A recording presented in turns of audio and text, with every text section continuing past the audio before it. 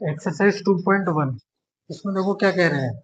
इसमें कह रहे हैं किसी बहुपद पी एक्स के लिए y बराबर पी एक्स का ग्राफ नीचे आकृति में दिया है, तो प्रत्येक स्थिति में पी एक्स के शून्यकों की संख्या ज्ञात कीजिए। तो ये ग्राफ दे रखा है, इस ग्राफ से हमें शून्यकों की संख्या बतानी है कि इसके कितने शून्यक होंगे। शून्यकों की संख्या नहीं, अब शून्यक समझ लो शून्य क्या होता है।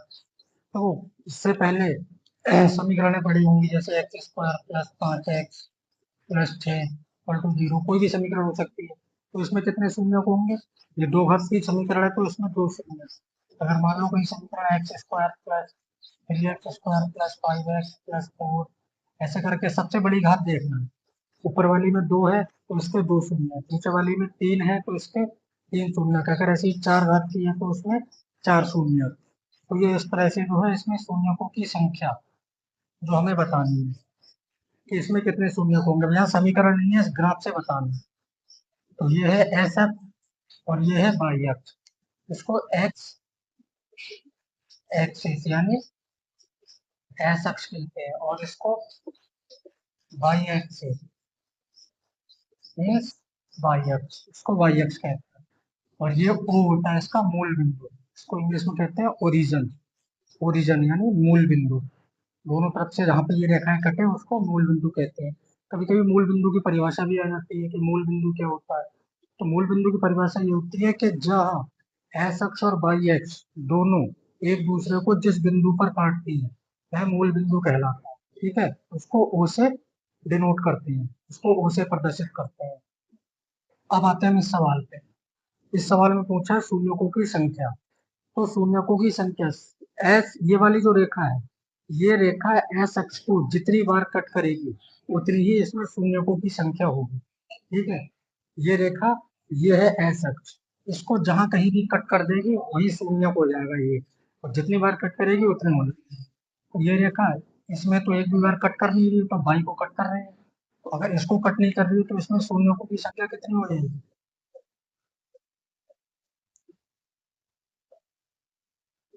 अगर एक बार भी कट नहीं कर रहा है तो शून्यकों की संख्या क्या है? 0। ठीक, ये हो गया इसका सेकंड पार्ट। देखो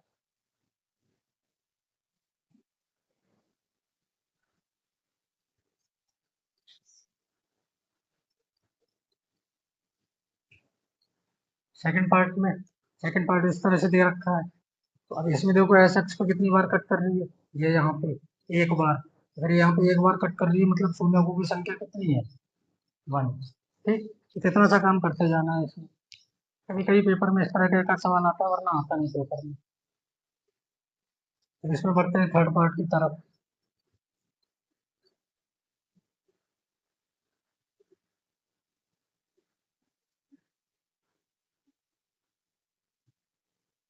थर्ड पार्ट में लाइन यहाँ से नहीं, गलत हो, यहाँ से नहीं, इस तरफ से ऐसे, इस तरह से ये कट रही है इस तरह से। ठीक है, तो इसमें एस एक्स पे देखो कितनी बार कट रही है, 1, 2 और एक 3। तो इसमें शून्यकों की संख्या कितनी हो जाएगी? 3। ठीक, तो बढ़ते हैं इसमें फोर्थ पार्ट की तरफ। इसके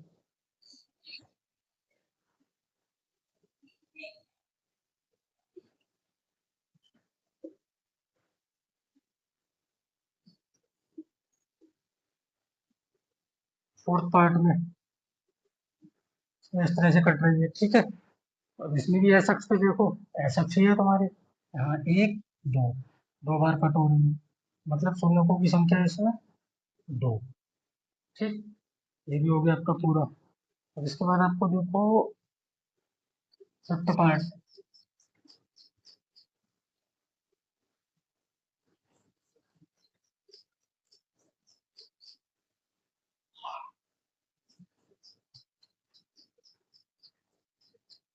इसमें देखो ये हो गया आपका फिफ्थ पार्ट।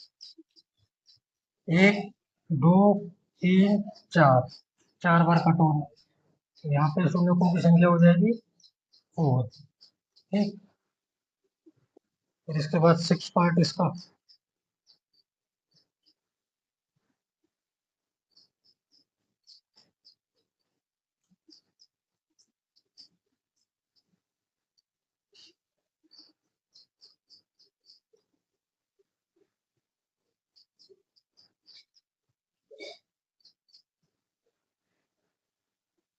ठीक।